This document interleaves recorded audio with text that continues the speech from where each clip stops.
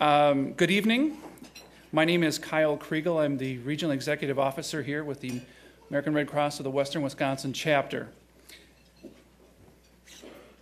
I would first like to thank tonight Shane Leonard, who played that great music in the lobby here. He's with the Kalispell Band, and I want to just congratulate him for sharing his talents with us tonight.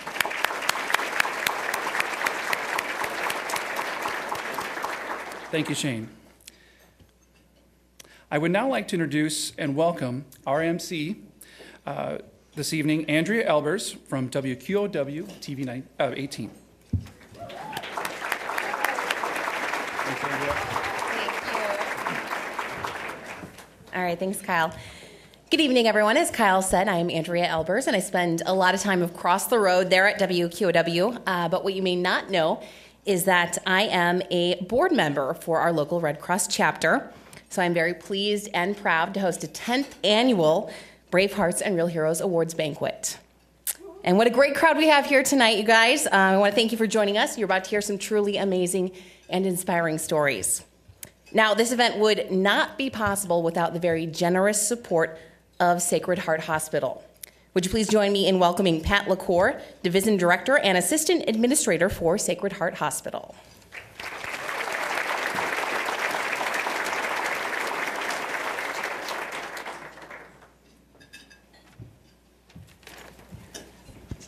Good evening.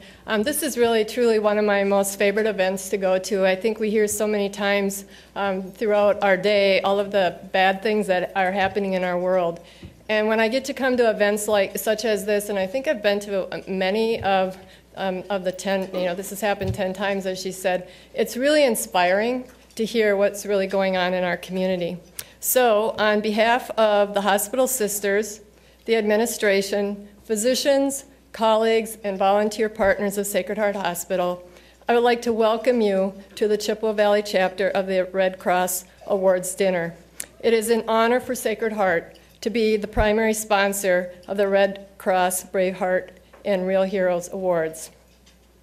We have come together this evening to honor the everyday heroes we have right here in our communities in the Chippewa Valley. They are men and women who reflect what is best in our community.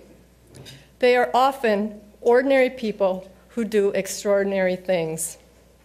Clara Barton, the founder and first president of the American Red Cross, established in 1881, was a wonderful hero who did extraordinary things. She didn't just talk about supporting people in their time of need. She did it, and she did it herself, and led the way for so many others to follow in her footsteps. Clara demonstrated many selfless acts of courage and kindness in her lifetime, as do our heroes whom we are honoring this evening. She once said, "The door that nobody else will go in seems always to swing open widely for me." Tonight, we celebrate with joy our everyday heroes who are never afraid to go through the door in order to help their brothers and sisters in need. Thank you, and I hope you enjoy the evening.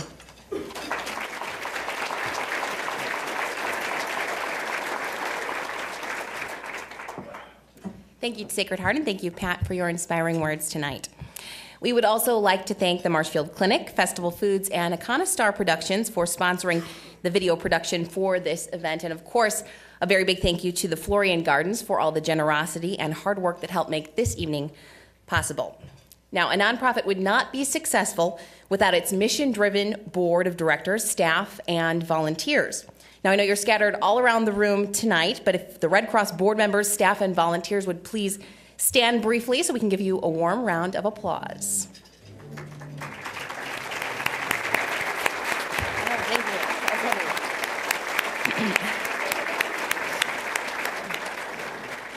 And we also have many people in the room tonight who have been honored in the past with a Brave Heart or Real Hero Award, and I would ask you to now stand.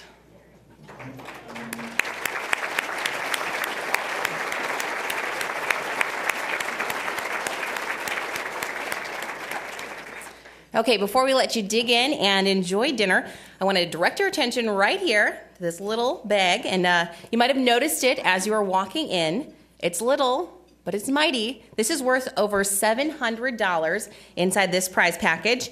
Inside, you'll find a night stay at the Metropolis Hotel with 4 passes to Action City and to the water park there. There's also a tailgate essentials tote from Silver Spring Foods. We've got $200 worth of premium car washes from Quick Trip and a beautiful pair of 18-karat gold earrings from Williams Diamond Center. Now, everyone's wondering, who's going to get this? Now, one of you here tonight will be taking this home, and we'll explain how a little bit later in the evening.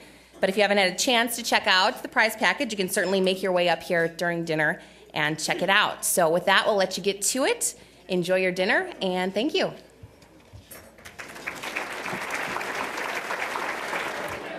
Okay. I think we can all agree that Dave and the staff here always prepare a wonderful meal. Let's take a moment and give them a round of applause.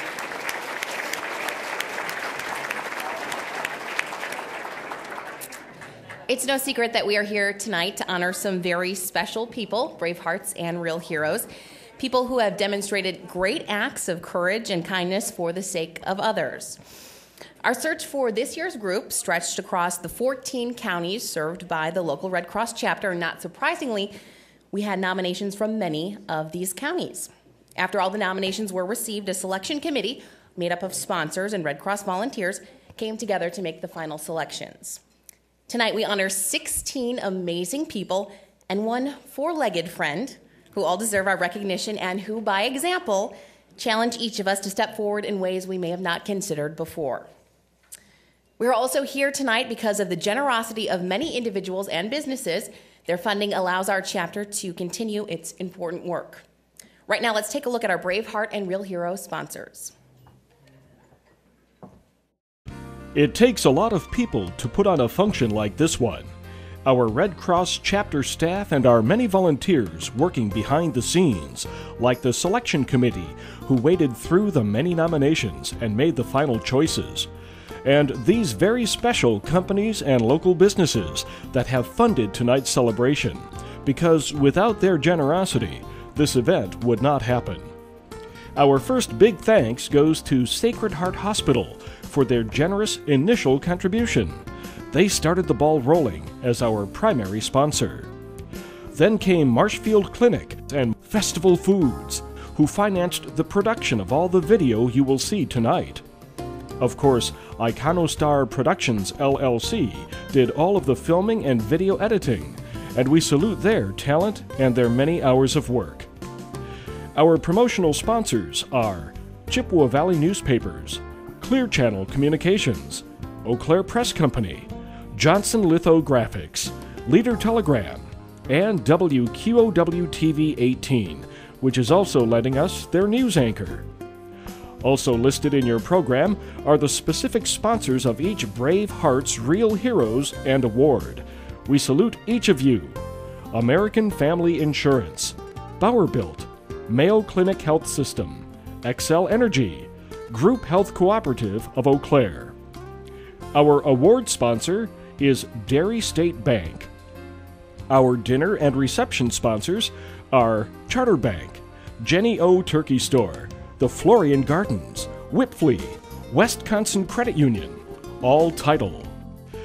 Our helping hand sponsors are A1 Rental Center, Bremer Bank, Buy Goff and Rohde, Covenant Care, Eau Claire Anesthesiologists Ltd., Global Finishing Solutions, Pain Clinic of Northwestern Wisconsin, R.W. Baird, St. Joseph's Hospital, TTM Technologies, Weld, Riley, Pren, and Ritchie.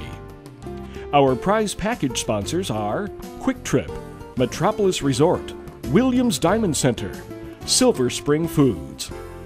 Please join together now in applauding the contributions of all these supporters.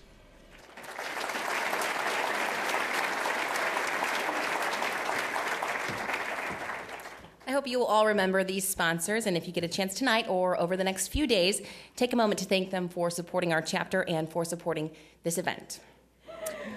As you know, we are here tonight to honor 17 brave hearts and real heroes. Now, they didn't set out in search of recognition. In fact, many of them are reluctant to be called brave or to be called a hero.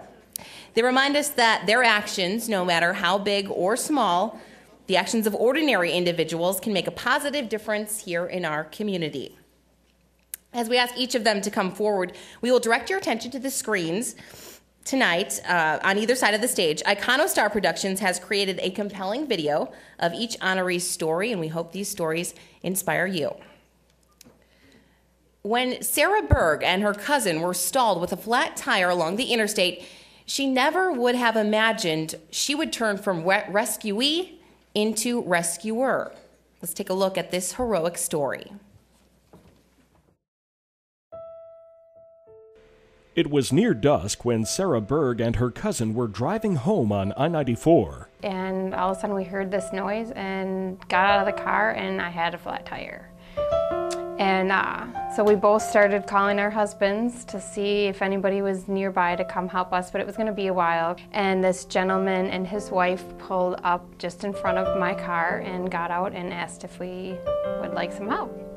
So yeah, of course, we said, sure, that'd be great. I didn't even know if I had the right tools to change a tire or anything, and he had all of that, and just hopped in his truck, got his stuff, and came over and changed my tire. And it was just a matter of a few minutes, really, that he did all that. And we chatted for just a minute and, asked where they were from or what they were doing, and they were from Canada. And so I just thanked them, and the gentleman said to me, God put me in the right place at the right time. And I just said, yes, thank you. We were uncomfortable being on the interstate. It was just about to get dark, and the semi-trucks and all the cars whizzing by, it's just uncomfortable out there. So we were very grateful that they stopped to help us and got that done. So I just thanked them and shook their hands and got in the car, and they actually pulled out before I did, and just like a few seconds because I was waiting for traffic. And we noticed that their truck had pulled over to the side of the road. And so I thought, well, did they forget a tool or, something? And just as I passed them, I thought, well, I better pull over and check to make sure they're okay or whatever. And just as I pulled over, I noticed his wife was getting out of the truck and was waving her arms around, so I knew something was wrong. When I got up there, she said, I think my husband's had a heart attack. So I just jumped in to check on him, and he did not have a pulse and was not breathing. And I had to lay him down in the front seat of the truck. The truck is a big truck up high, and I knew I couldn't get him out onto the ground, but needed a good surface. So just laid him in the front seat and started CPR.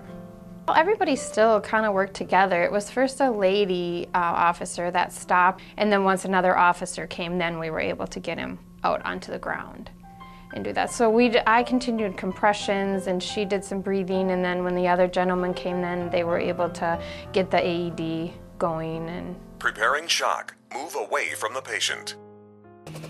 The patient was then airlifted by Mayo 1 to Mayo Clinic Health System in Eau Claire, where he recovered. He and his wife were eventually able to continue their trip home. Sarah has taken CPR classes from the American Red Cross since she was a teenager. This was my second time having to use my CPR training. And so, a lot of times we take these classes and we kind of think, I'm probably never really going to need to use it, but you really may someday need to use it. Sarah does not feel deserving of her award. And I'm grateful to them for helping me get my tire changed and to get off the road and away from the traffic and stuff. And so to me, they should be receiving an award to be a hero. So.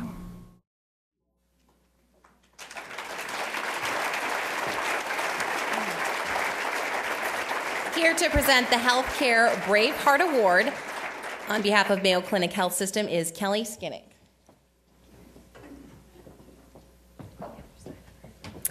Well, I'm pleased to share the outstanding qualities that our home health aide, Sarah Berg, has demonstrated throughout her employment.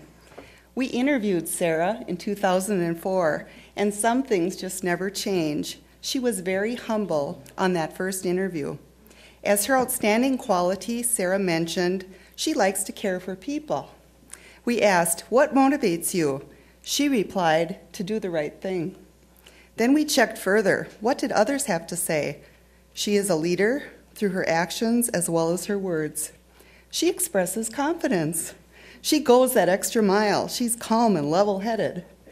Sarah continues to excel in her work and to be a natural role model. Sarah has found her true calling in healthcare. Sarah, you said this in an interview or in an exit eval at the end of the year. She loves that at the end of the day, I have done something to help someone's life be a little better. I love to make the patient's day, their moment, their life to be the best that it can be. Staff have commended Sarah prior to her community CPR experience by saying she is genuine and honest in her service to others. She is on time, she's willing to help out in emergencies when she can, and she takes pride in going the extra mile. Our patients do appreciate Sarah's care and dedication, and we do also. So in closing, on behalf of the Mayo Clinic Health System and the American Red Cross, I am proud to introduce Sarah Berg, who cares and serves for our community, both on and off duty. Thank you, Sarah, and congratulations.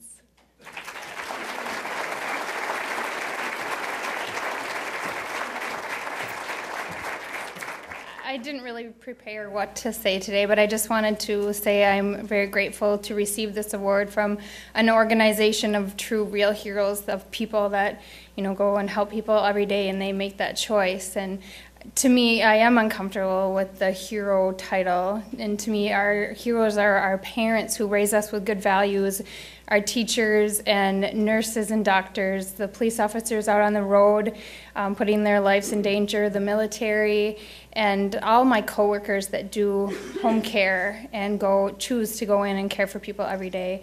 And I feel that my experience was a blessing to me, and I am just really grateful to have my CPR training and to have God give me the strength to be able to do what I was able to do. Thank you.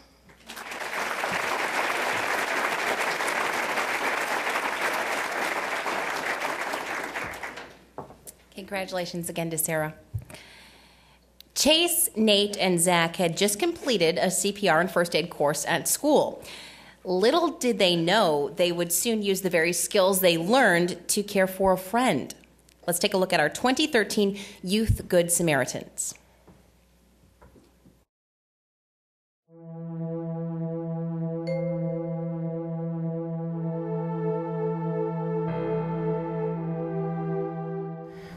The day was warm outside, sunny, and it was just like a nice day to be outside, and we wanted to go out and rappel down some cliffs. We were going to go rappelling in Irvine Park, up down the road from the Bear Den. The three boys went to Irvine Park along with a fourth friend named Josh, who is not shown in this video. So we had gone over a bridge, and we had looked through the woods down by the river, and we found a good one that was back in the woods a little bit. And we found about a 35-foot cliff. So we had found a nice big tree to tie the rope on. We had done a nice knot that we had learned in class before. Everything was good. Zach was hooked up. Everything, we double-checked everything, made sure everything was pretty much safe. I started to go down, and Chase said wait, so I stood on the wall, and Josh was looking at me. Zach was pretty much quarter of the way, halfway down, and Josh had wanted to look where Zach was, so he had looked over. He's holding onto a branch. We thought everything was going good, and leaned over a little too far, lost his footing, the branch broke. The branch snapped, and then all of his weight went forward. I heard a tree, I guess, snap or whatever, and then it fell, and then I saw a shadow, and I looked up and didn't see anything. I looked over, and Josh was almost to the ground. I was scared because down at the bottom of the cliff, a lot of it was all rocks that were all sticking up and pointed. He landed this only dirt patch pretty much there. It's just everything was chaos. People, Zach was screaming. We were all pretty much screaming. It happened so quick. It was like you couldn't really do anything about him falling. From where Zach was at, he just let go of the rope pretty much, and then went to help Josh right away. When I got down, he was like getting up, I guess. He was on his hands and knees, and then he laid back on his back, and me and Nate told him to stay there. Because we didn't know if anything was broken. Nate ran down the side and down this steep slope to get down there as quick as he could. And I was running back down the hill. I guess I ended up falling and hitting, gashed open my knee. Then we got down there. Zach and I were just getting Josh to stay still and not touch whatever was bleeding. We had a class in middle school about first aid and everything, and for CPR and keep people stabilized for like emergencies that happen. And so like they told us like if it could be a neck injury, not to move them because it could make them become paralyzed. I called the ambulance right away. Chase was walking down the hill talking to the police. I explained where in the park we were and how to get back to the bridge. I went out there to meet up with them, and then I had to walk the paramedics back in where Josh was. They put him in the ambulance after they had his head stabilized in the stretcher and everything. They took him up to the fairgrounds and airlifted him to Regions Hospital in the cities. And what did they learn from the experience? Even like if you don't think that it can happen, like there's still that chance, so you always have to think about it.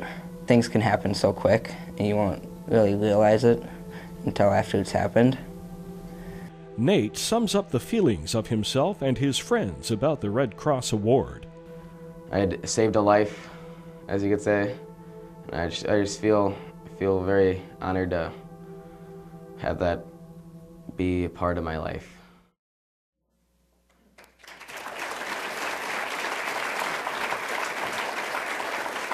Some quick thinking by these three young men. Here to present this year's Youth Good Samaritan Award is Mary Newman on behalf of the American Red Cross. Thank you, Andrea. I'm Mary Newman. I just joined the Red Cross board. I work with Marshfield Clinic, and it's been an honor to learn about what Red Cross does. And when we were going through the nominations this year, I told the guys earlier this was a no-brainer. This one was, we got to read it, and I'll pretty much quickly said this was definitely the epitome of what we look for in a youth, showing that extra step and the wherewithal that they had gathered through the training that they had through the middle school, and also some Boy Scout, it sounds like, training as well. And I think, again, just shows what we look for in a hero is somebody who's willing to just put words into action and make something happen. And, again, a great outcome for Josh and for all of you as friends.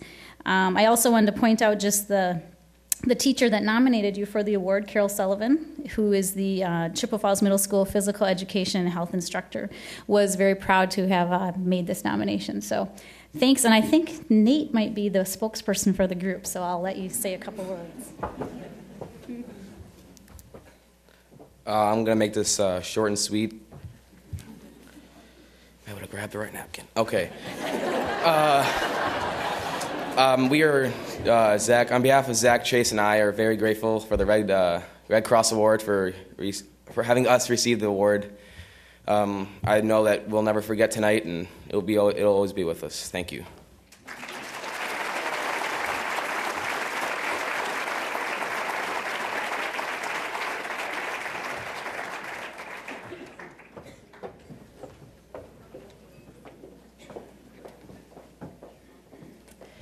It doesn't always take great feats of strength or large sums of money to be a hero. Time, commitment, dedication, and care for others. Those are just a few words to describe our armed forces support heroes.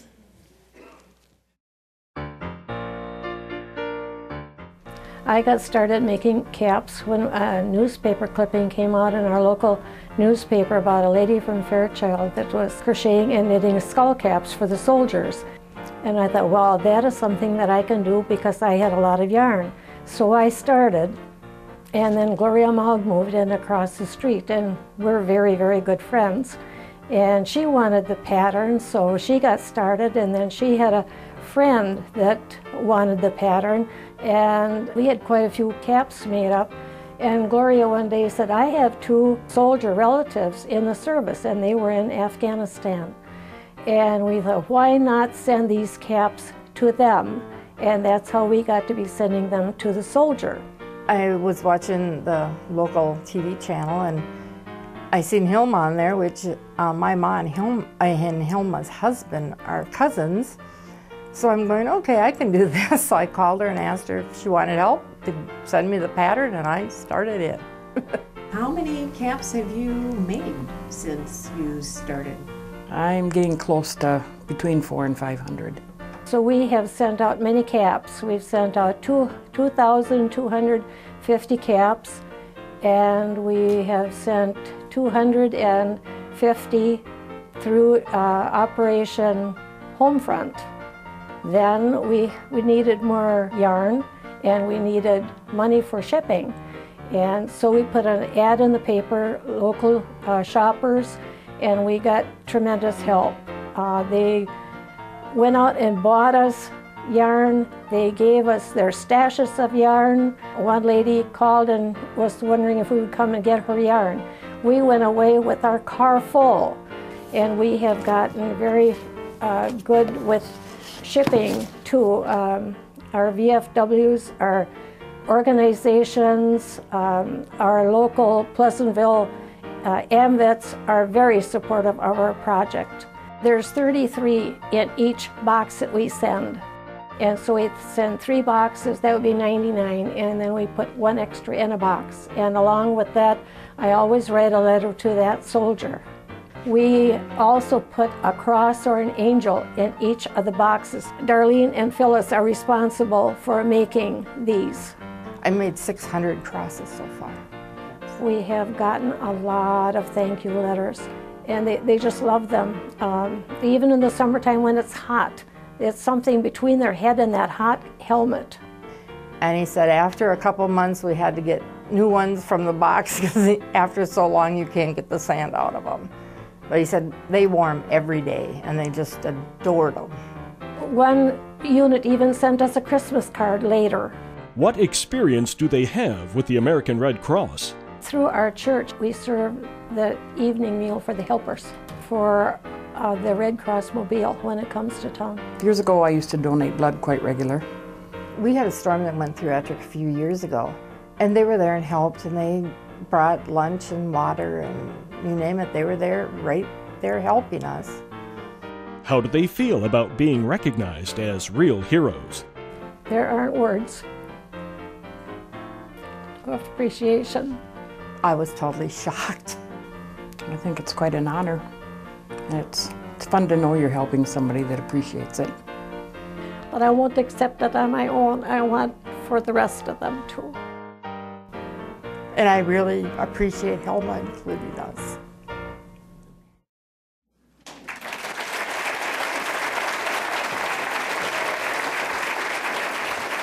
What a story. Takes a lot of yarn and a lot of spirit. Presenting this year's Armed Forces Support Heroes Award on behalf of the American Family Insurance is Mike Dahl.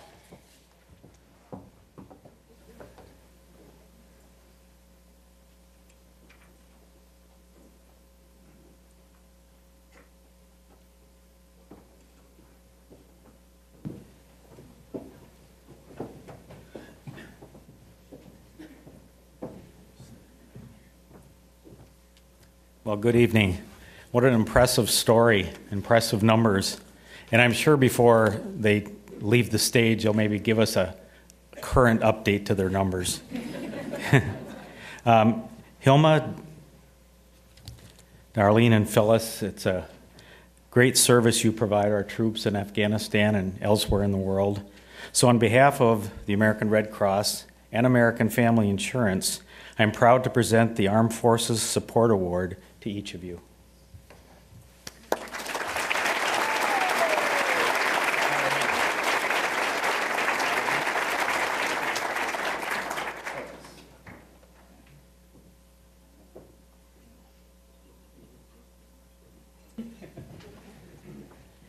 Thank you very much. Yes, I will update. We have made 4,550 caps today.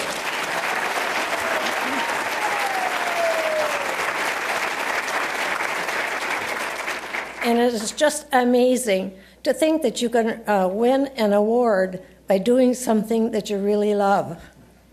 And it is my honor to receive this award for our project Caps for Soldiers.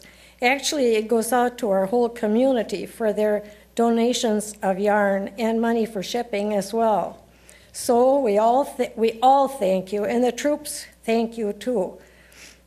And if you have or know of any soldier in this far-off land, give us their name and address, and we will send them caps. Thank you.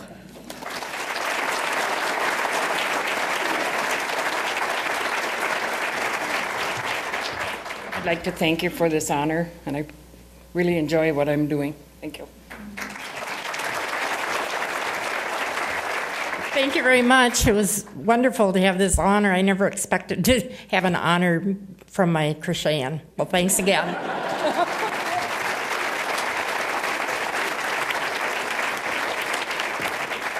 Congratulations again, ladies. Our next hero may not think of herself as heroic, but to the children she saved, she means the world. Let's take a look.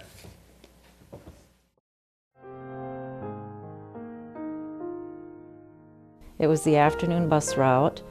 It was my first stop of the afternoon. I had 3 children getting ready to get off. My lights were on, my stop arm was activated. I was at a complete stop in the process of opening the door. And on my second check of the mirrors, I noticed a vehicle coming up on the right-hand side of the bus. At that point, I thought he was going to hit the bus, which he did not. He instead hit the mailbox. The mother was standing in the driveway waiting for the kids to get off the bus, and when she heard him hit the mailbox, she thought for sure he had hit the kids. At that point, she came around to the door of the bus and seen they were all okay. I then radioed to the school office a description of the vehicle and the license plate number, all except for the last letter I was able to get. She then got in her vehicle and chased the vehicle down, and she was able to confirm the license number and also give a description of the driver. Later that day, he was actually found at the end of a dead-end road, passed out with his vehicle running, and a man that lived in the neighborhood went and pulled his keys from the ignition and called the Chippewa County Sheriff's Department, and he was then taken into custody for his 11th OWI. Well, the safety of the kids, as always, is my #1 priority. And I guess at that point, there really wasn't a lot of time to think. It was just a reaction, just a quick reaction. I've been actually driving for 27 and been hired for 25. So experience had a little bit to do with it too. Like I said, 27 years of experience. You just kind of learn through the years. Kim feels honored and surprised for her award. I don't think of myself as a hero. I was doing my job, and we're just all very thankful that everything turned out the way that it did. She appreciates the work of the American Red Cross. I've seen the wonderful things they do for the community. We had a tornado go through Ladysmith, and the Red Cross was there. We had flooding in the Bruce area about 20 years ago, and the Red Cross was there handing out food and whatever else supplies the people needed.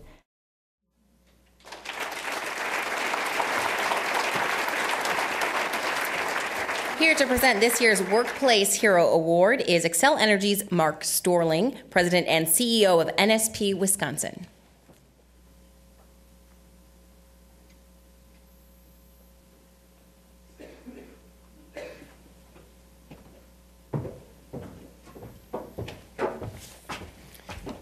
Well, good evening. Let me just start by saying, Kim, you are indeed a hero. You know, what a chilling, but really at the same time very inspirational story. You know, across our nation, we hear of incredible acts of heroism, and I think this evening we've already seen that we have our fair share in western Wisconsin. I've peeked ahead in the program, like many of you have probably done, and you're going to hear it many, many more times this evening. Heroes like Kim Lincoln, who for 25 years of driving a school bus was aware of her surroundings, and made a split-second decision to act so quickly to close the door. It seems like a small act, but one that likely saved the lives of 2 young boys, or at the very least, very serious injury. I think every parent, grandparent, or caregiver can relate to this story, and anybody who has ever waited for a child to safely get off a school bus can sympathize with the horror of the mother who witnessed the near death of her boys. With 2 sons of my own, the story really resonates. It really leaves an everlasting impression with me. You know, at Excel Energy, we have a vibrant safety program, and we have a slogan. It's do what's right, report what seems wrong. And one of the big things we try to emphasize with our employees is to, even though you're doing things over and over, to not become complacent in what you're doing. And it's easy to do even when the tasks are hazardous. And Kim, you did not become complacent. You did not allow yourself to become complacent, which is very, very impressive, even after more than a quarter of a century behind the wheel.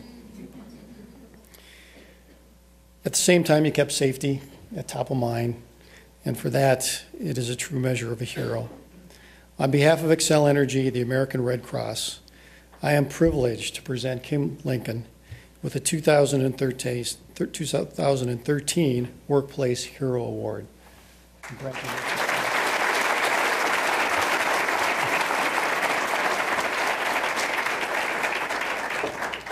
Thank you. I'm honored to receive this award from the Red Cross.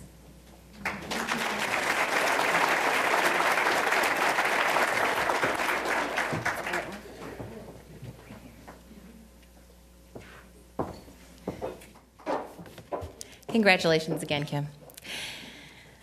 Our next hero she's dedicated to helping others on and off the clock. Our 2013 Hero of a Lifetime demonstrates a truly giving spirit. I've worked for the Barron County Office on Aging for 35 years as of June 1st of this year.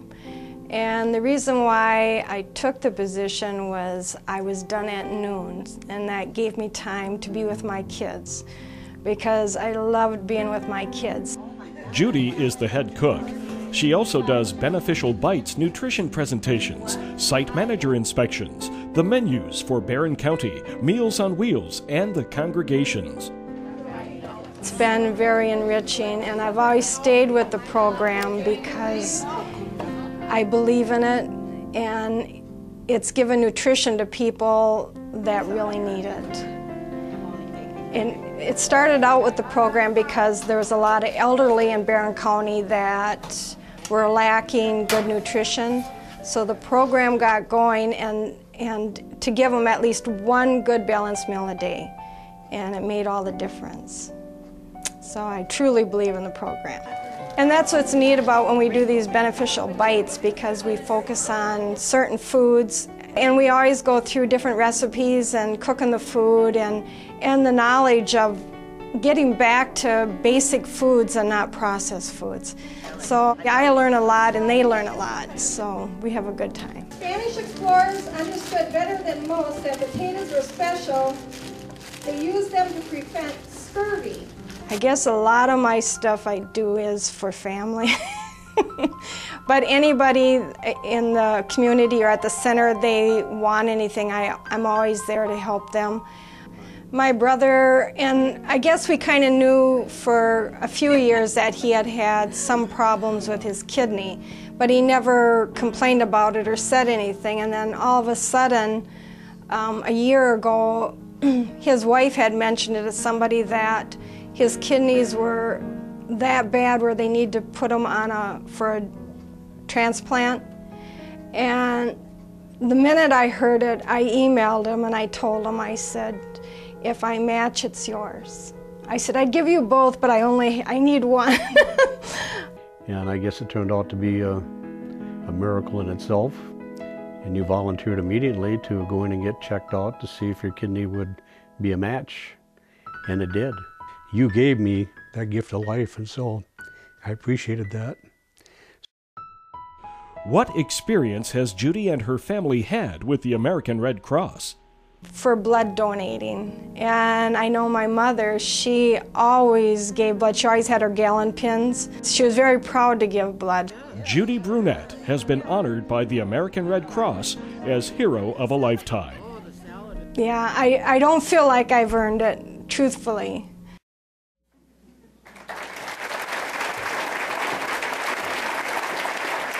Giving of her time and even her kidney.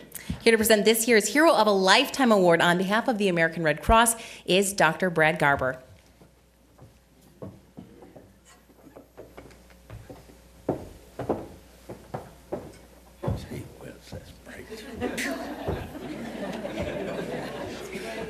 I guess you can see me, huh? Well, good evening, everyone. Thanks for coming. It's a wonderful evening. And I was asked, I'm with the Mayo Health System. Everybody introduces where they're from or who they're with or whatever. And I'm also a member of the board of the local chapter of the American Red Cross, so it's a privilege to be here and do this tonight. I had to do it last year, too. They find something for me to do every year for some reason. But they asked me to present the Hero of a Lifetime Award this evening, and I agreed to do so. I'm going to preface the presentation a little bit to let you know that I was privileged to receive this award 4 years ago, 2009, and it was a very humbling experience. And I remember that night looking out over the crowd and thinking to myself, when somebody was up here talking about me, thinking to myself, all those first responders and EMTs and paramedics and law officials and firefighters and wonderful people sitting in this audience who every day do something kind and are of concern for the welfare of somebody else, making life a little bit better for somebody else. And I see that here again tonight. I want to thank you all for being real heroes. So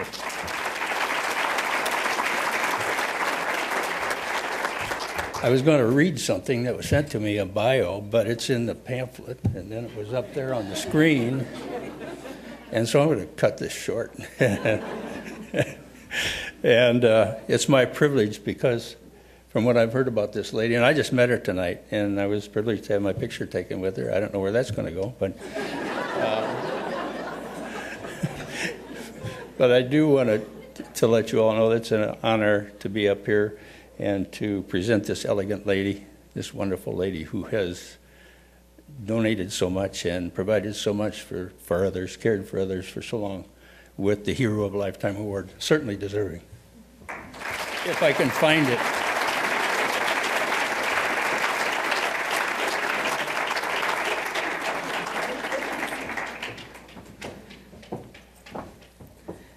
Well, I do have to say this is very humbling. I'm very grateful and thankful.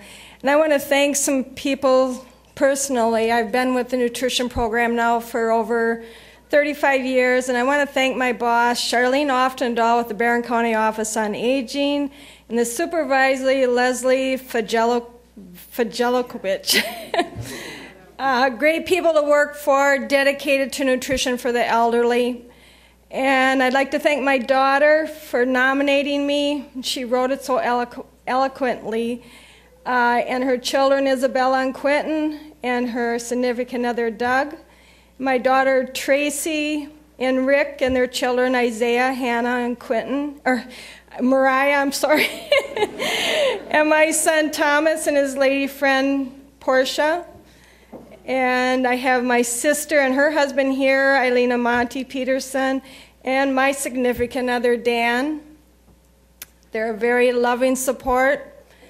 And, of course, my brother and his wife, John. John is the one that I gave my kidney to, and it was a very rewarding. It's great to see him so healthy now, where he was looking at almost having to retire from work because he'd be on dialysis and it was getting bad. And now they're living a very full and rich life. So I'm very, very thankful I was able to do that. Thank yous.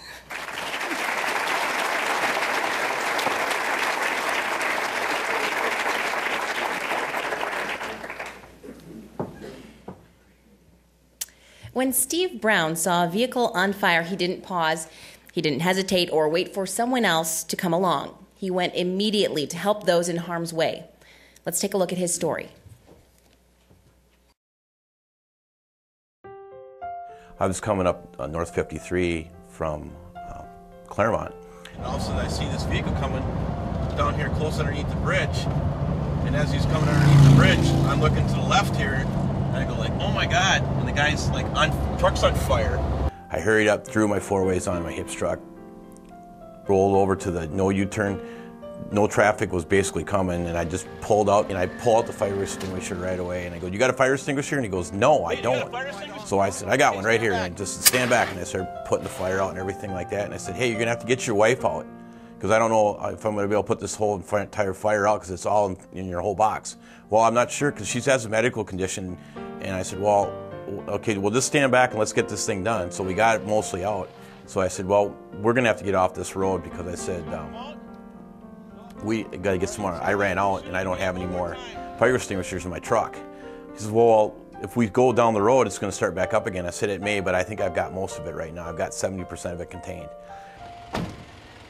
So we went down the quick trip, and it started back up again. He ran inside and got a fire extinguisher. I just ran to the islands there, grabbed the bucket of the windshield washer solution, started throwing those on, started throwing all that on. So I got most of it out. It's still smoldering a little bit. His wife's inside the truck, and so finally I said, hey, do they have a garden hose here? And he says, no, they don't have nothing. To tell you what, my shop's a half mile down the road. Why don't you follow me down to my shop? I've got a garden hose there. Let's get this thing totally contained, and let's get it all patched up. And so we went down to my shop. He followed me. We got the garden hose out. We started spraying it all down. And to this day, we don't know how it started. Basically, what he had was he had the blankets, like from a moving company, on the bottom of his flatbed of his truck, and he had aluminum cans on top. And there was no gasoline, there was no nothing, there was no cigarette butts, and he don't smoke. And he, to this day, doesn't know how it started. And I don't even know how it started, because after we got it all done, we started looking at everything, and it just was really like, geez, how would it start? It's almost like just somebody threw a match on it, but no, there was no matches or nothing inside. So he says, wow, he says, you saved my wife's life, you saved my life, you saved my truck. He says, what do I owe you? And I said, you don't owe me nothing. I said, I'll tell you one thing you can do, though. I said, what's that? And I said, I'll give you the name of my GM from HIP Services. I said, you call her on Monday. Just tell her what I did. I said, that means more to me than anything. The American Red Cross is recognizing Steve Brown as an adult Good Samaritan. I'm kind of a modest person, I mean, to me, I'd do it again in a heartbeat. This is something that, you do, you help somebody else out. And that's what I've always done.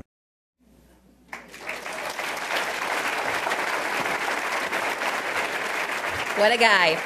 Here to present this year's Adult Good Samaritan Award on behalf of the American Red Cross is Piper Larson.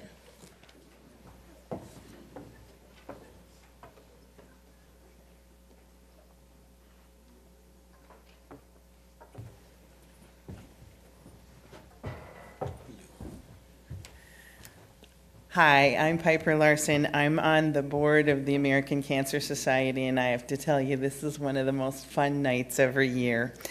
I am privileged to be able to look at the nominations for all of the awards every year, and it's really a difficult task to say, how are we going to fit all of these people into some category? Steve really was obvious as a Good Samaritan, and you can see that he's a Good Samaritan once, twice, 3 times in a day. And so all I can say is that I'm impressed. I also had a chance to meet with Steve tonight, and I learned that he is a retired police officer. I was glad that we did not recognize one another.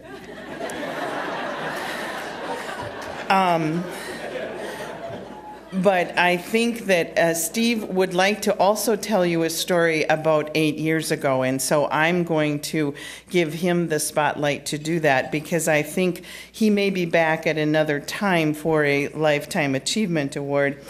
At any rate, on behalf of the American Red Cross, I'm presenting Steve with the 2013 Adult Good Samaritan Award. Here's Steve. Well, thank you. I appreciate it. I had this big speech all written up and stuff. You know how that things are like that. But it was actually 8 years ago this week. I I'm a retired police officer with the Eau Claire Police Department, and I was on patrol. And make a long story short, I saw this gentleman while on patrol. He was face down on the sidewalk, like a night like tonight, very cold, and happened to see him laying down there. I had my partner. We turned on our lights and went back to check on him, and he had barely no pulse. Eau Claire Fire, we called them. I'm telling you, Eau Claire Fire is the best in this town. I'm just telling you. It seemed like they were right around the corner, and they got the gentleman in the ambulance. They got him. Come to find out, to make a long story short, he was diabetic, and he had about 5 more minutes to live. That's all he had left. So that was great. I got a nice award for the Eau Claire Police Department with Chief Jerry Matisak, and that was very rewarding. And of course tonight, I'm being awarded for helping these people out in this fire. My parents are actually the reenactment people, so. And if you know my father, Bob Brown, I'm telling you, it's hard for him not to talk. So, but no, they were really nice, and Bill and everybody from Micon were just great with presenting this and setting this all up. And I'd like to thank my friends from Hipsch. They nominated me for this, and I'm kind of a humble person, but Mary, our GM, and Troy, are my route manager, and Missy Bovey, our office manager, and Mike Gillis, our road support manager, and of course my lovely wife, Carla. She supports me, and I work basically during the week with Hipsch, and then on weekends I do the fleet maintenance in all their trucks. So happened to be I was going down this road on a Saturday morning about 10 o'clock in the morning, taking another Hipsch truck back, and happened to see this fire. And I'm just glad I was at the right place at the right time. And these people, I only talked to them for a few minutes, and to this day I don't know who they are. But they did say that they were from Arizona, and they said that basically in Arizona people don't stop. He said that my truck would have burned, we would have burned. He says it's just a different type of people, and people in Wisconsin are so nice. So it was very nice, and I am very, very humbled to get this award. But again, thank you for your time, and I do appreciate it. I think that's all I have, and I guess I have questions. Anybody has questions? No, I'm just kidding. I'm just kidding. Enjoy the rest of your evening, and thank you.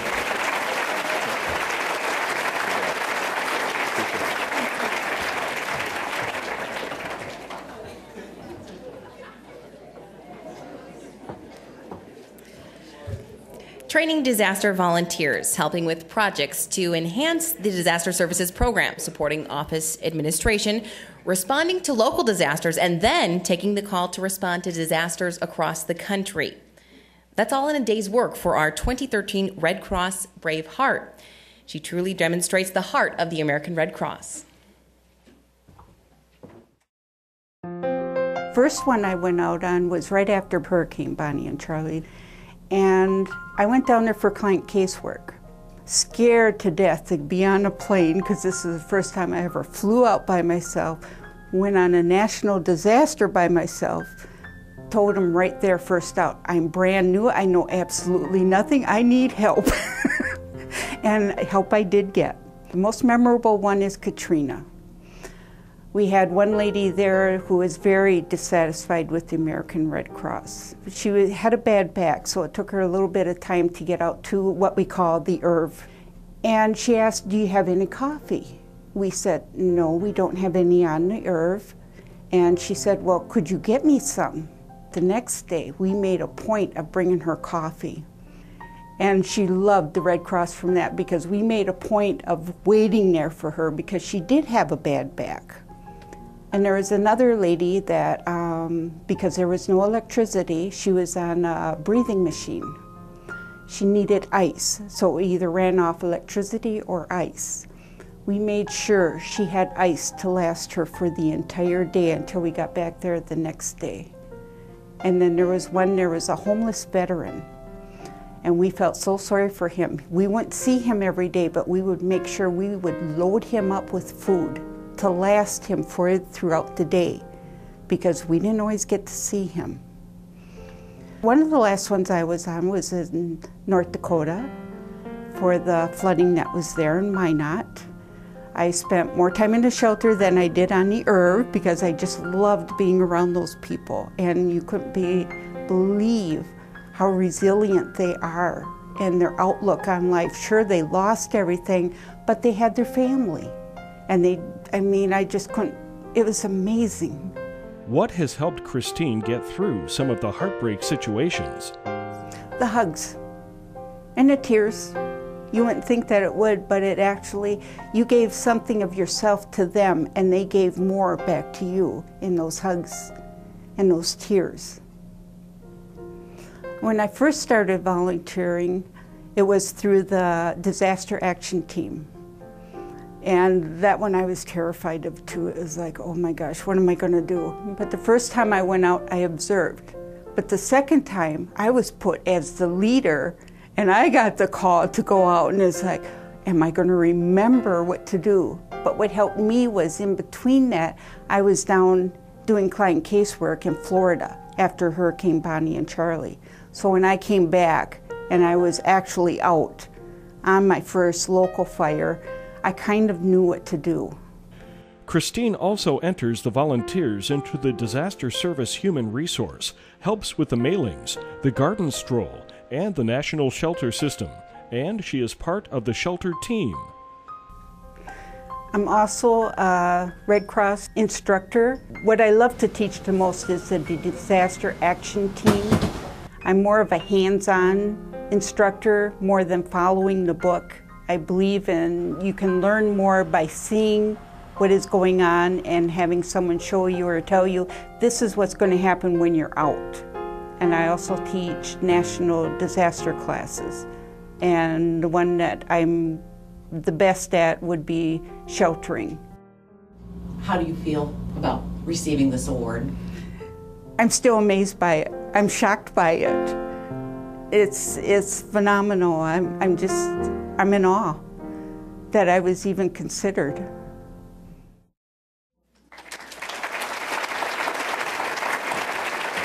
I bet she has some amazing stories to share. Here to present this year's Red Cross Brave Hearts Award is Tracy Nelson, the 2011 Red Cross Brave Heart. I'm sorry about that. That was a mistake. Come on up here. You guys know what you're doing more than I do.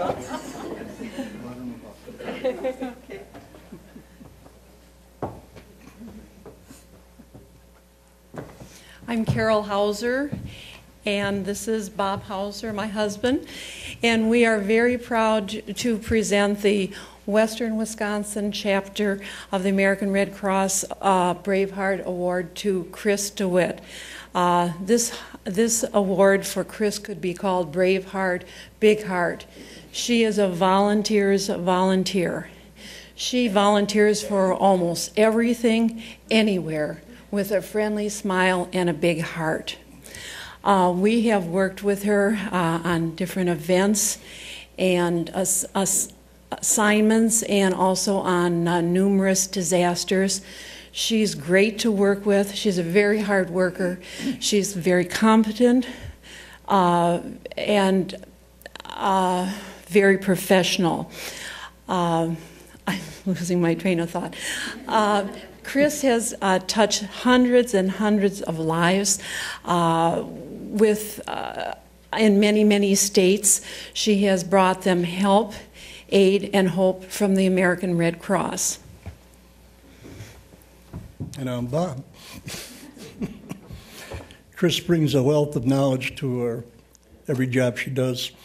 She's completed something like 44 different Red Cross courses herself. She's gone to 12 different deployments all over the country in 10 different states. And I guess when she was in New Jersey last year for Hurricane Irene, she learned how to make left turns in New Jersey.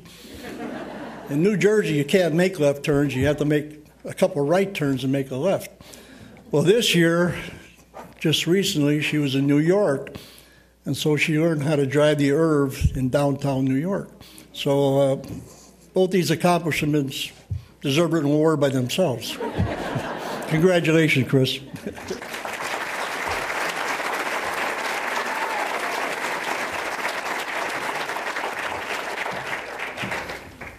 Wow, isn't this really a magical night that we have here? And I get to work with some pretty amazing people. And in the office, there's Jenny and Linda and Heidi and Vicki and Terry, and Roseanne is there too. And when I'm out on national disasters, I get to work side by side with these people who give of themselves unselfishly. And one thing about being in New York, I learned I don't ever want to drive out there again. Thank you very much.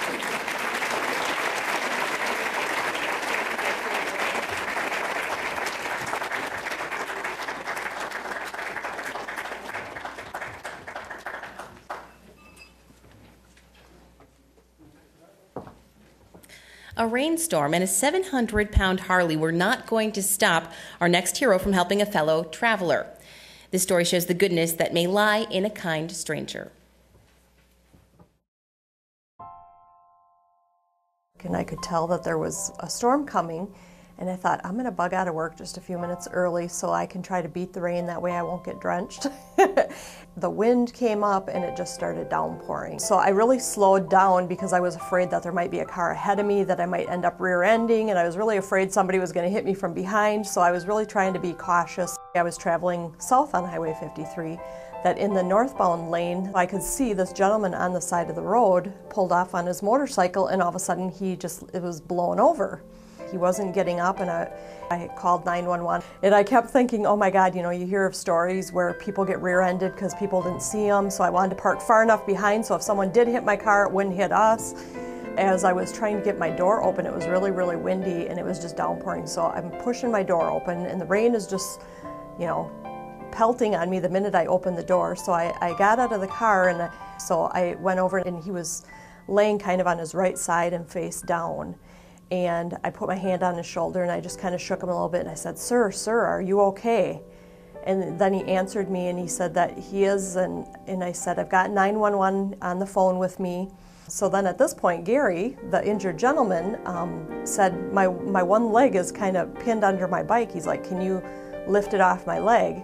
And I was like, oh my gosh. I said, I'll sure try. So I just kind of picked it up enough that he was able to pull his right leg out from under his cycle, and then I used my foot to kind of push his foot the rest of the way out. And then I went back over to him, and I could see that when he was laying there, he had an obvious deformity of his left hip, and he was in quite a bit of pain. So I wasn't sure if he injured his leg or his hip.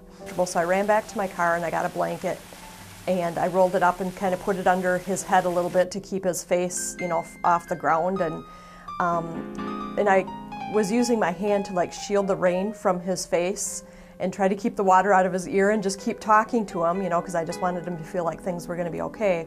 He did have surgery, and he went through a physical rehab stay, and he is back at home. He had home health for a while. The last I spoke to him, he was walking with a cane. He was very motivated to start getting back to his normal routine. My experience with the Red Cross has been that I have utilized them to donate blood at different blood donation drives that they've had throughout the community.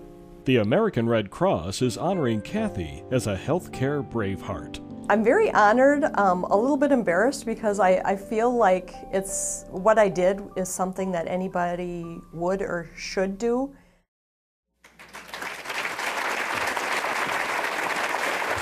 Here to present the Healthcare Braveheart Award, Pat LaCour from Sacred Heart Hospital.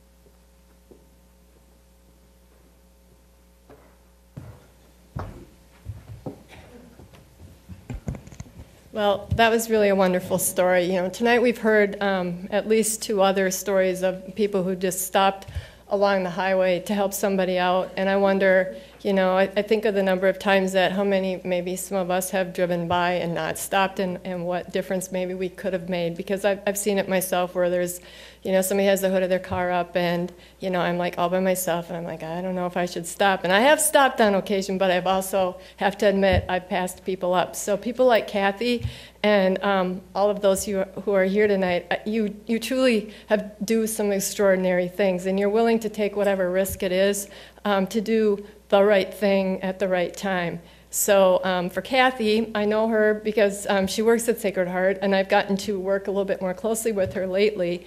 And I can tell you, some of her characteristics are that she works in our quality department as an abstractor. That means she gets bunch of data out of charts. And so you have to be like really detail oriented, and you have to really kind of like to work by yourself. And you have to have enough courage to tell people that they're not like maybe documenting correctly and some of that sort of thing. So for Kathy, I know that, you know, she truly probably doesn't appreciate being in the spotlight, but her caring personality and her willingness to always give with her heart in her work, it doesn't surprise me that she would do something as she did. So having said that, actually Gary is in the audience here. So if you want to stand up, Gary.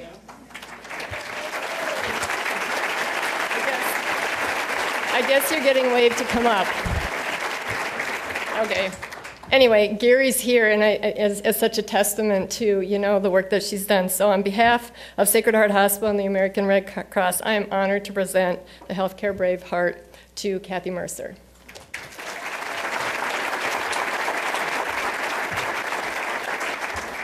Thanks so much. You've heard lots of words tonight from other people who have received this reward of feeling honored and humbled and grateful, and I feel all those same things. And like I had said in the video, it's kind of embarrassing to receive an award because you don't really feel like you deserve it. But, you know, especially in Gary's situation, he was very vocal about his appreciation of what I did to help him through, you know, what he went through. And it's really nice that there's this format to give appreciation to people. So I want to thank the American Red Cross for putting on this event and to all the sponsors. And just say thank you.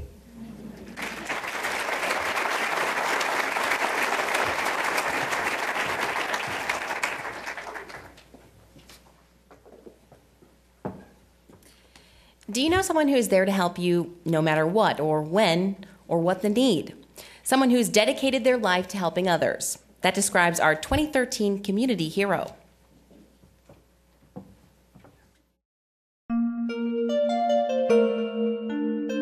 It is a fairly large park, and it's a handy place for people to have a picnic. There's playground equipment, tennis court, volleyball, and there's a lot of room in that park so that Fall Creek Lions can have a fundraiser every year. Several years ago, the president of the Fall Creek Lions Club appointed me and 2 other Lions members to be on the building committee. And the first thing we did is start the restrooms. I drew the floor plans on the inside for the restrooms and the layout in the kitchen inside. And then I took it to Kurt Strasberg at Lambert's, and he drew plans for the structure, the building itself. This pavilion will go out this way and about 10 feet from the tree, so that the people who want to watch ball games, they can sit out here in the shade, and then they can come over here for some concessions. My wife and I started an electrical business in 1962. So since 1962, I have wired a lot of houses, so I know a little bit about building because I've wired them, so I know how they go up. So then we had a lot of Lions Club members and community members, members of the fire department, all helped in building those 2 restrooms. It's a Lions Club project because the Lions Club are kind of heading it and supervising it and getting the things together. But the village, Fall Creek, helped us and helped us a lot. The village employees helped us a lot. I have to thank the lady that lives in Fall Creek and works in Fall Creek for giving me the suggestion to raise money with bricks and pavers. So if it wouldn't be for that lady, we maybe wouldn't have the money to build it. I grew up on the farm southwest of Fall Creek, and my wife grew up on the farm northeast of Fall Creek. So then when we got married, we moved on the farm and farmed for 23 years, and then we moved to Fall Creek in '74. Milt Keene has been Lion of the Year has served on the cabinet for 4 different Lyons District governors, and served 30 years on the Eau Claire County Board of Supervisors. I just want to give back to the community where I grew up, and all I want to do, see that it's done right. I'm sure the people of Fall Creek would agree the community would not be the same without him. Here to present this year's Community Hero Award on behalf of the American Red Cross is Jack Halblad.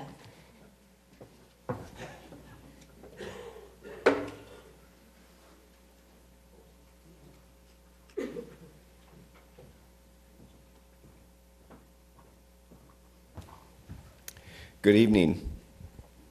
For the last 10 years, I've had the privilege of being part of the Fall Creek business community. And I've reached a couple of conclusions and observations over that time. And one of those is a small town represents Americana. In a small town, things are very visible. Small groups of people can do amazing things. Certainly what we just saw about Mr. Keene is a testament to that. I know that he's going to come up here and tell you that he really is nothing special, but there's 2 tables full of people over there that would otherwise disagree with that respectfully. I got to know Mr. Keene a few times when he came in and shared his enthusiasm for some of the Lions projects. He's got a twinkle in his eye, a firm handshake, the kind of person that would be a tremendous asset in any project that they decided to avail themselves to. And as indicated, Milt has done a ton of things over his career. He's been an outstanding community member, active in his church, active in the Lions Club, active on the county board. And so when it comes to just saying all-around good guy, the kind of people that built this country, the kind of people that we are extremely indebted to, on behalf of the American Red Cross, I'd like to introduce the Community Hero Award to Milton Keene.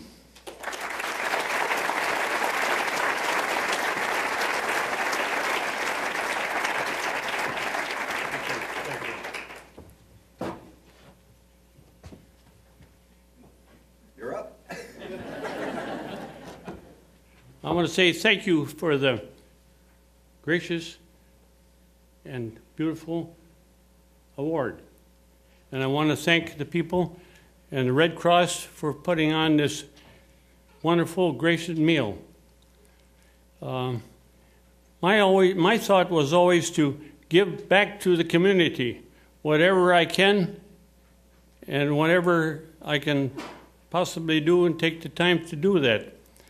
But in order to give back to the community in Fall Creek, the first thing I got to do, I've got to thank God, because if it wasn't for him, I wouldn't be here this evening.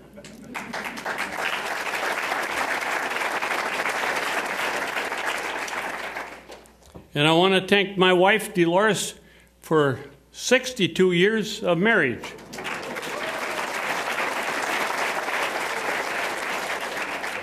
She's been a great support, encouraged me, and always backed me up in what I wanted to do and what I wanted to do for the community. And I also have to thank our son Tom for joining me in the electrical business 26 years ago. And I have to thank Lambert's Yards in Augusta, especially Kurt Strasberg, because I had ideas on how to build a kitchen and restrooms, but he did a wonderful job, and it's a beautiful building, I think so, and the community is going to be able to use it for many years. We're going to rent the place out and can come there for parties and graduations, whatever. And another person from Lambert's that I have to thank is Gary Volbrecht. He's always got some answers and ideas, and Gary can go the last mile or the extra mile. And the village of Fall Creek has helped us a lot, and the village crew, I have to thank them, and also Mike Wilhelm, who goes that extra mile. And then I have to thank also the Fall Creek Lions in helping in this project. They do it on weekends and evenings, and so they go out of their way to work for the community. And the residents in Fall Creek and the community, they were great support. We started selling bricks and pavers with their names engraved on there. And at this time, I'm not for sure, but at this time, we raised about $30,000 for the kitchen through the bricks and pavers. So you heard the rest of the story.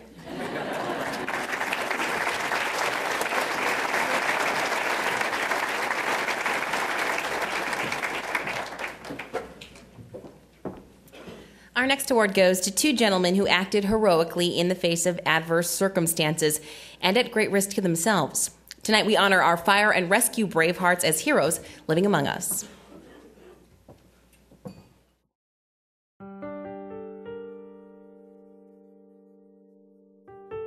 I work for the Superior Police Department in Superior, Wisconsin. I work for the Lakeview Medical Center ambulance crew in Rice Lake, Wisconsin. And I teach as an adjunct professor for the paramedic program at WITC, both in Rice Lake and in Superior. I am a EMT intermediate with Rice Lake's Lakeview Medical Center. We did 20 inches of snow that day, and I had picked my daughter up because she was tired of being stuck at home from school being canceled. And we headed down to one of my coworkers and friends' house to plow him out. When we were finished at Mark's house, we went inside to get paid. He offered us some hot cocoa and vanilla wafers, and we sat down and had a very nice conversation. So afterwards, my daughter and I headed back toward Rice Lake.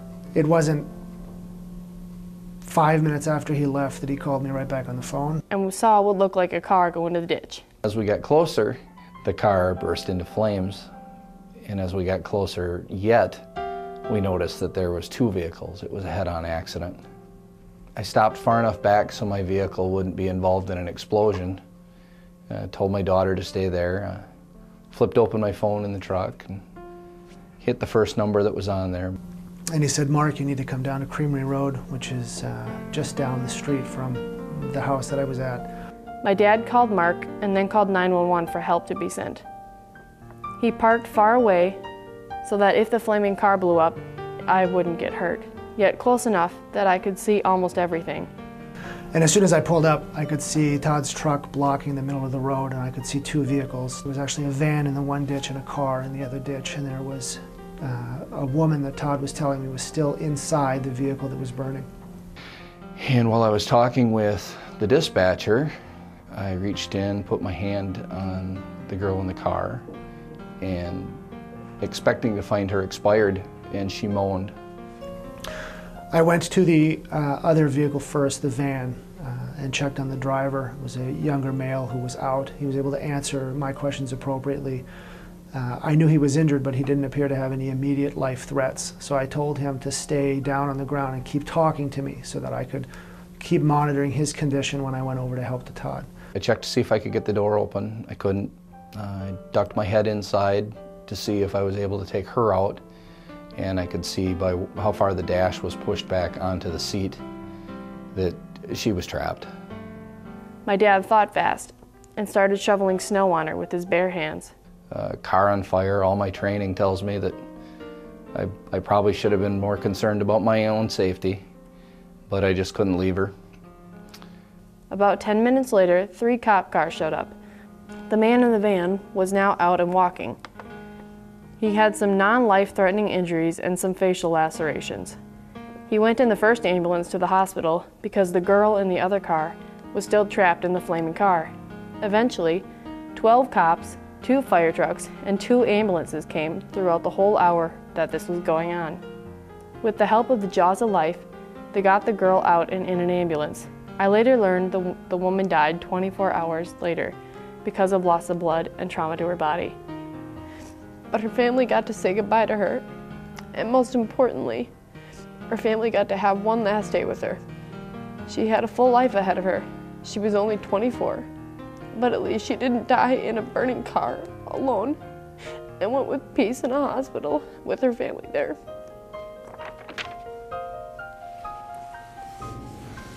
I feel very honored to be chosen for this, but I wouldn't seek the honor. I'm honored that the Red Cross nominated and selected Todd and I for recognition on behalf of all first responders everywhere who do this every day. And for that, then I am the face today of those people, but I accept it on behalf of everyone who does this.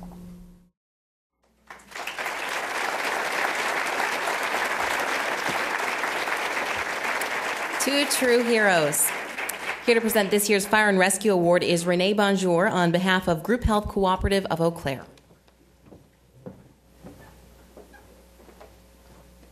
I have to start by saying this is truly my humble honor to be able to present what I feel is an award for two people who could not deserve it more. The one thing I did want to mention that you saw Sam, Todd's daughter, reading in that video was actually an essay she had done for school at the start of the week of that incident. It was an assignment due on Friday, and she had written it actually on 9/11, and it had to do with heroism. And then on Wednesday, the accident happened, and she scrapped her entire paper and rewrote the entire story to document the story of her father and the act that he did, which represented heroism in every shape and form that I think it can be. So without further ado, on behalf of the American Red Cross and Group Health Cooperative of Eau Claire, it is truly my distinct pleasure to award the Fire and Rescue Braveheart Award to Todd and to Mark.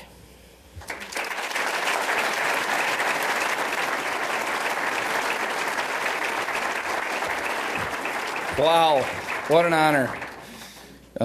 As you heard Mark say earlier, and we both feel this way, we accept this award for all first responders in EMS, not just here in Wisconsin, but across the United States and the world that choose to put themselves in harm's way to help others.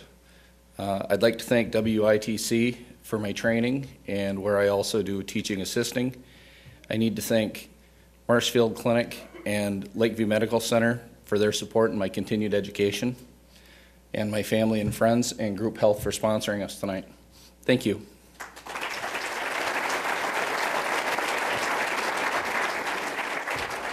I just want to echo what Todd said, and there's just one other person that I personally want to thank, and that's my wife, Jill.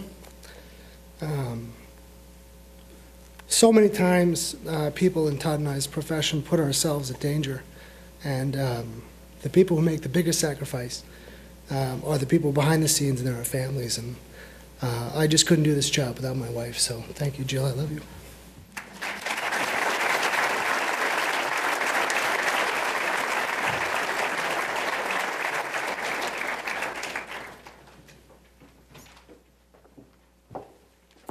Here's a question for you. Have you ever gone hiking in 100-degree weather in a fur coat? One of the heroes of our next story has. This pair were instrumental in making sure a lost little boy made it back home safely. Let's take a look at our final award of the night, our 2013 Animal Rescue Team Heroes. I had just gotten home from work and we finished supper, and my wife had heard about the story through Facebook, and then looked on a news website and found it. They found news that a 5-year-old autistic boy was lost in the woods near Prescott, Wisconsin, and they decided right away to join other volunteers in the search. We just kind of talked to the investigators. They kind of had told us where they were going to go with some of the bigger search parties and volunteers, where they were bigger fields and stuff where they could walk hand in hand with a large group. And with Autumn and I out there, I thought, we could go to some of the remote areas or some of the, tougher areas where maybe not everybody could get to. And so we just started walking, started at the house, and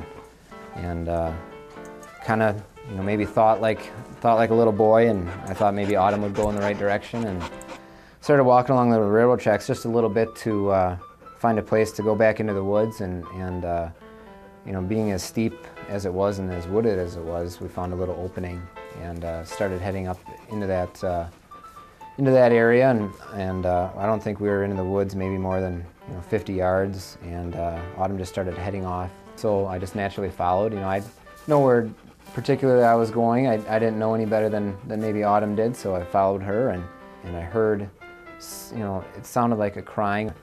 I just, I stopped for a minute just to kind of catch my bearings to see where the sound was coming from. Autumn obviously was still heading towards that direction, and I heard the noise again. I started running as fast as I could towards the sound, a sound that wasn't supposed to be in the woods. It was pretty easy to pick out when you got close, and Autumn was sitting there, and I went up to him and kneeled up in front of him, just because it was such a steep slope. He was kind of holding himself up in a little area, and I had a water bottle in my hand and that was the first thing he grabbed, was a water bottle out of my hand, and at that point, kind of gave him a quick glance over, but you could kind of tell he was doing okay.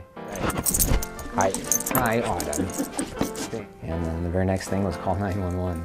And probably 5-10 minutes, and EMS was coming up the hill towards us. So that was a pretty welcome sight. You could hear the helicopter, you could see the people coming, and that's it made me feel a lot better.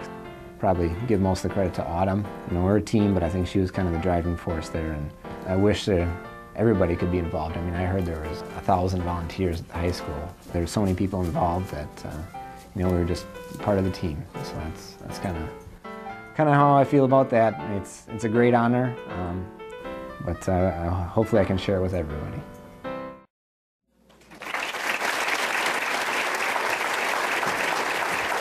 A story that couldn't have a better ending. Here to present this year's Animal Rescue Team Award on behalf of Bauer Built is Joe Weber.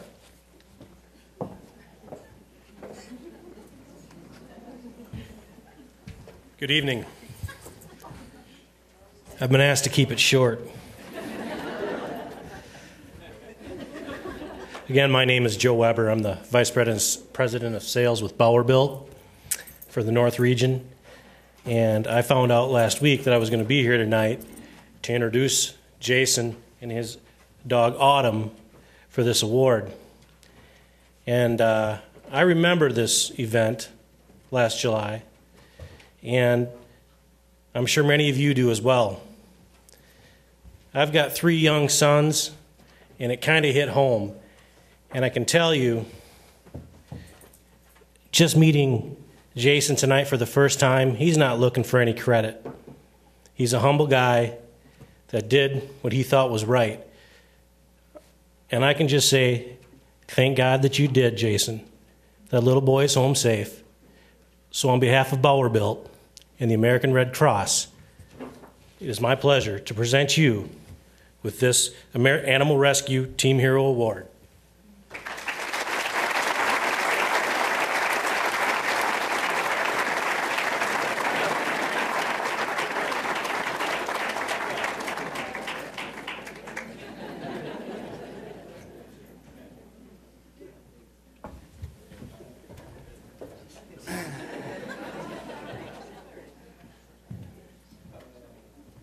Well, that's quite an award, Autumn, but I'd just like to say, you can see from the video and obviously right now that Autumn has a mind of her own, and kind of glad she does, because she did a great job that day.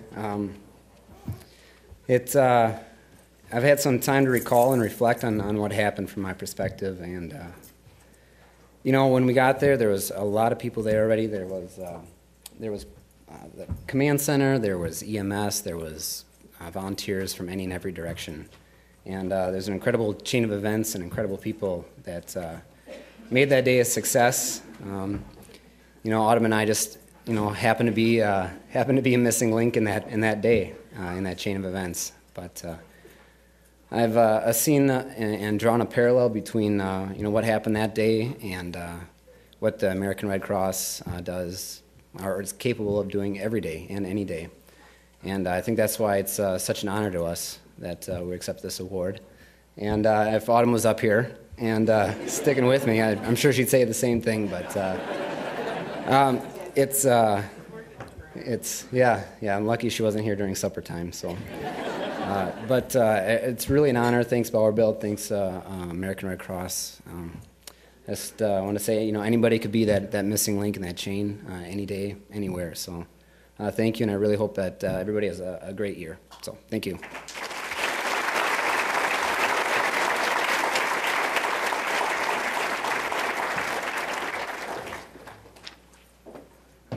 All right, what a night. I want to say a big congratulations to all of our 2013 Brave Hearts and Real Heroes, and let's have one last round of applause for all of our honorees tonight.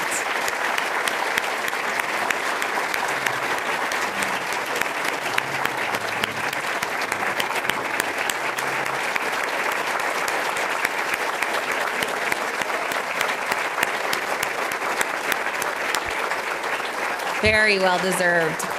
And I want to thank all of you for joining us tonight to honor our very own heroes and to support our local Red Cross. There is one more piece of video to show you before you go, but I would like to suggest that everyone follow the American Red Cross on Facebook if you'd like to see some pictures from tonight's event. That's it from us. Please buckle up and drive safely. Have a great night.